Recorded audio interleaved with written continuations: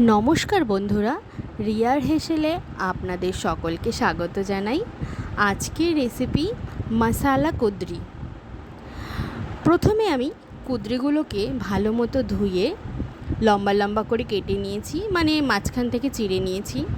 এরপর এর মধ্যে আমি হলুদ ও স্বাদ অনুযায়ী লবণ দিয়ে ভালো করে মিশিয়ে নেব।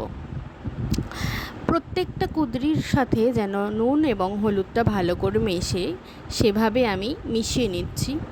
অন্যদিকে কড়াই গরম হয়ে গেছে, এর মধ্যে আমি বেশ কিছুটা পরিমাণ সর্ষের তেল দিয়ে কুদরিগুলো দিয়ে দেব। এবার আমি এর মধ্যে জিরার গুঁড়ো, ধনিয়ার গুঁড়ো, সাথে লঙ্কার গুঁড়ো ও সামান্য পরিমাণ হলুদ গুঁড়ো দিয়ে ভালো করে মিশিয়ে নেব।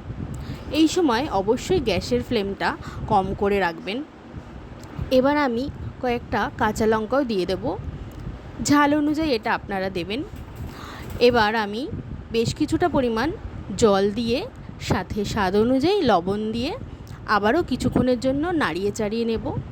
তেলটা ছেড়ে আসলে এবং জলটা টেনে গেলে আমাদের রেডি হয়ে যাবে মশলাদার কুদরি। কেমন হলো রেসিপিটা অবশ্যই আপনারা জানাবেন। নমস্কার।